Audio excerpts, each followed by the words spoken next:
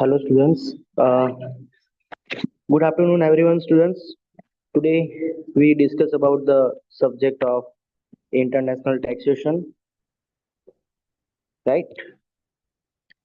So first I discuss about your syllabus, then one by one we discuss about your topic.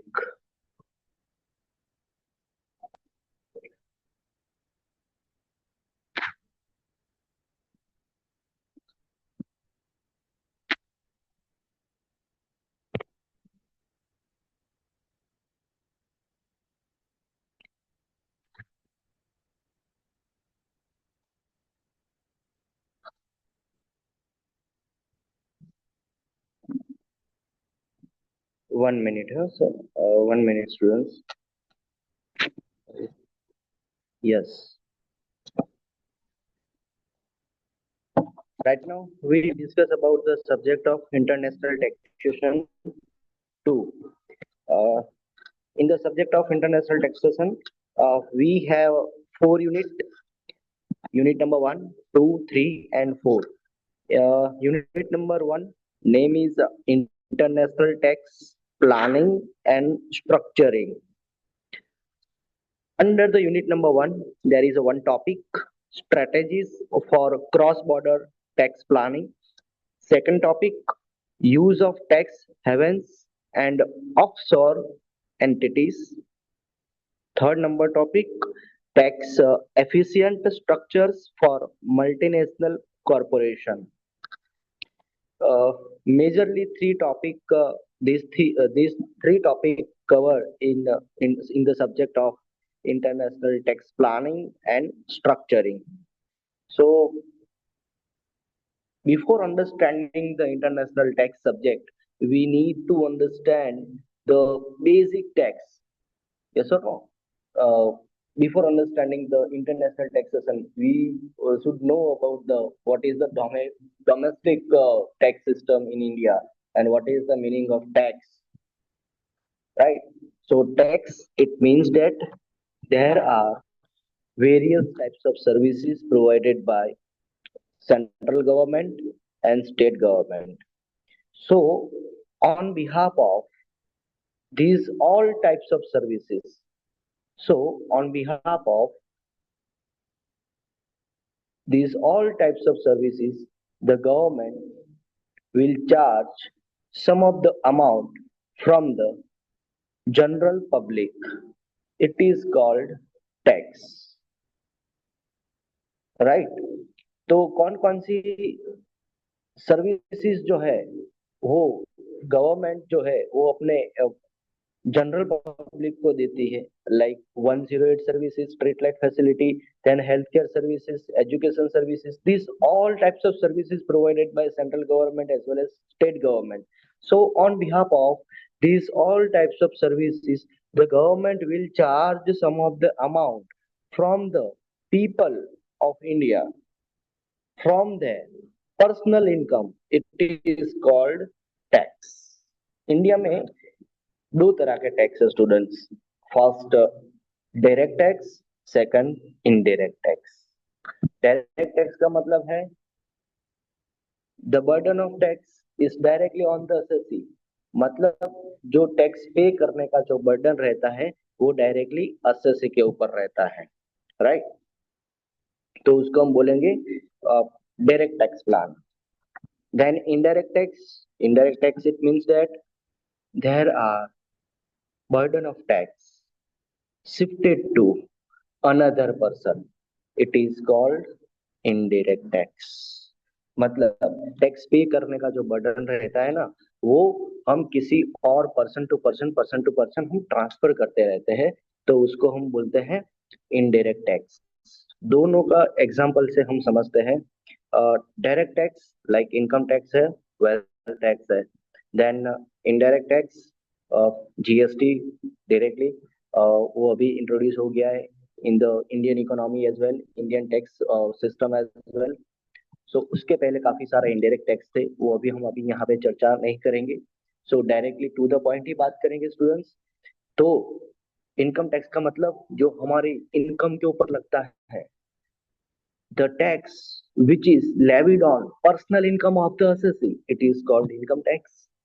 Wealth tax, wealth tax का मतलब ये students हमारी property, हमारी wealth के ऊपर जो टैक्स लगता है, यस और नो, तो उसको हम बोलते हैं वेल्थ टैक्स। तो वो these all types of taxes, जो दो टैक्सेस है, इनकम टैक्स और वेल्थ टैक्स, वो किस में फॉल होते हैं? डायरेक्ट टैक्स के अंदर, क्योंकि उसका टैक्स हम डायरेक्टली गवर्नमेंट के खाते में, बैंक के खाते में हम देते हैं, तो उसको हम डायरेक्ट टैक्स बोलेंगे। इनडायरेक्ट टैक्स मतलब जीएसटी, यस और नो। तो जीएसटी क्या है? जीएसटी का मतलब फॉर एग्जांपल हम कोई भी चीज खरीदते हैं, ठीक है, तो उसमें एक एमआरपी आता है। लाइक फॉर एग्जांपल 10 रुपए को एमआरपी है, तो उसके बाजू में लिखा होगा कि इंक्लूडेड ऑफ ऑल टैक्सेस। तो इसका मतलब यह हुआ कि जब ये गुड्स बना था, तब से लेके जब तक हमारे पास नहीं पहुंचा एंड कंज्यूमर तक, तो इन बीच में जितने भी सारे टैक्सेस है, वो सारे टैक्सेस ये 10 रुपए के अंदर इन्वॉल्व है। कस्टमर, मैन्युफैक्चरर का प्रॉफिट भी आ गया, होलसेल का प्रॉफिट भी आ गया, रिटेल का प्रॉफिट भी आ गया, कॉस्ट भी इंक्लूड हो गया। तो ये 10 रुपए में सारे ये, मैं एग्जांपल दे रहा हूँ आपको। We I discuss about the example, we can take hypothetical example. तो 10 रुपए के अंदर उसका कॉस्ट भी आ गया, प्रॉफिट भी आ गया, और जितने भी सारे टैक्स इंक्लूड होते थे वो सारे टैक्स आ गए। डन।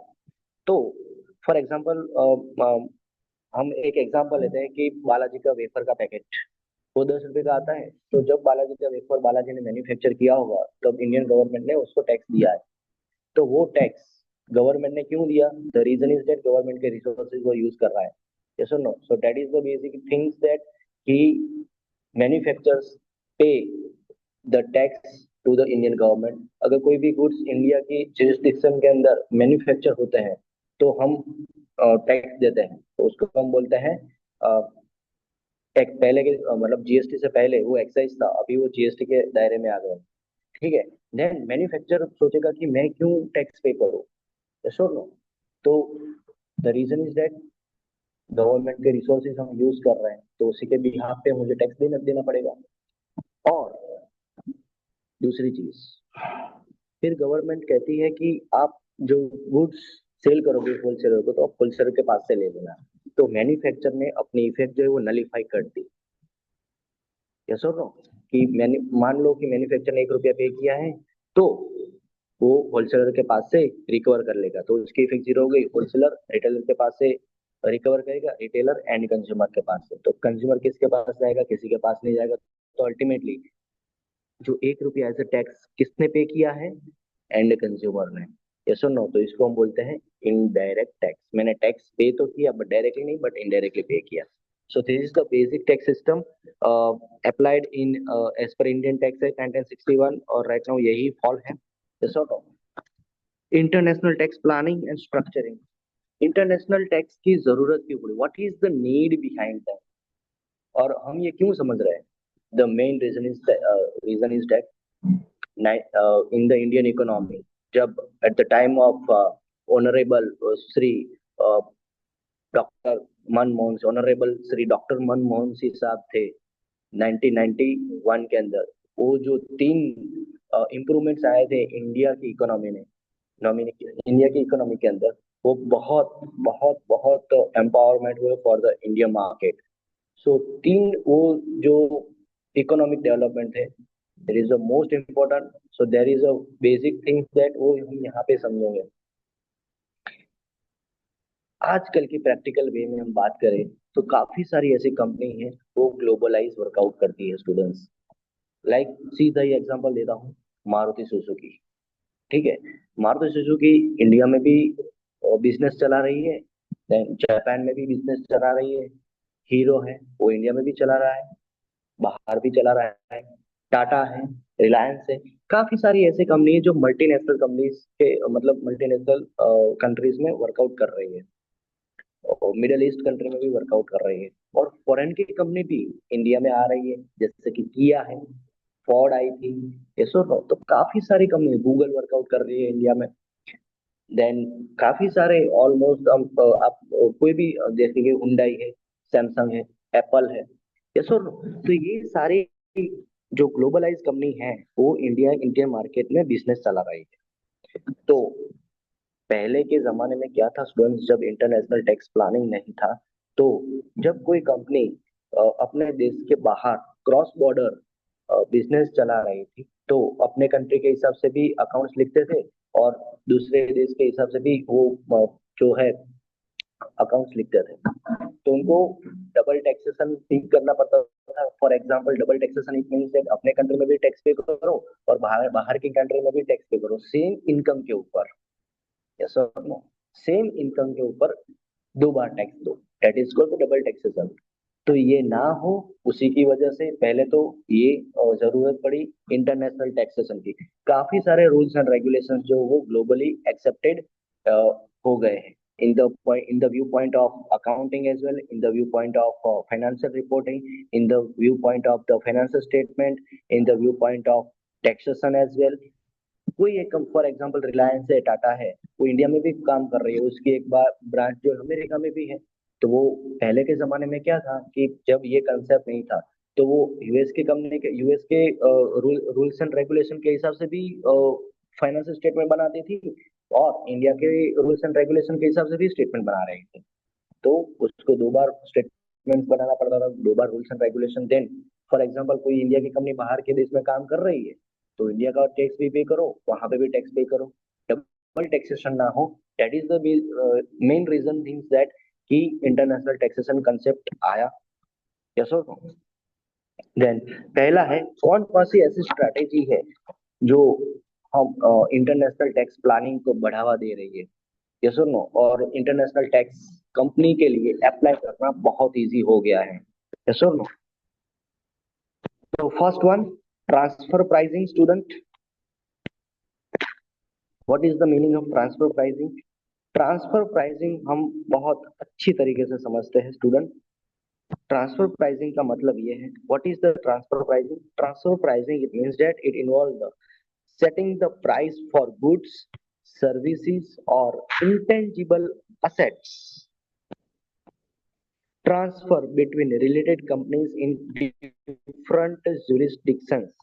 मतलब अगर कोई एक कंपनी इंडिया में बिजनेस कर रही है, फॉर एग्जांपल सर्विस का बिजनेस कर रही है, या तो फिर कोई ट्रेडिंग एक्टिविटी कर रही है, या तो फिर कोई इंटेंजिबल असेट्स कोई ट्रांसफर कर रही है, कोई असेट्स ट्रांसफर कर रही है अपनी कोई related company, for example Reliance है, रिलायंस का कोई एक ब्रांच यूएस में है, तो वो उसको ट्रांसफर कर रहा है, वो उसको भी गुड्स दे रहा है, या तो फिर उसको सर्विस दे रहा है, या तो फिर उसको कोई असेट्स ट्रांसफर कर रहे हैं। तो वो कौन सी प्राइस पे वो ट्रांसफर करेगा अपनी ब्रांच को, या तो फिर अपनी एसोसिएट कंपनी को, अपनी रिलेटेड कंपनी को, तो उसको हम बोलेंगे ट्रांसफर। जिस प्राइस पे वो ट्रांसफर देगा, गुड्स ट्रांसफर करेगा या तो फिर सर्विस देगा, तो उसको हम क्या बोलेंगे? जिस प्राइस पे वो ट्रांसफर करेगा उस प्राइस को हम बोलेंगे ट्रांसफर प्राइसिंग।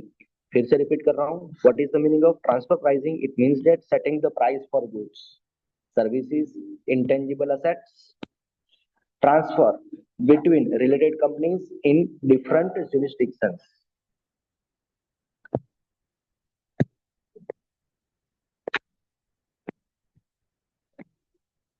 स्टूडेंट एक मिनट,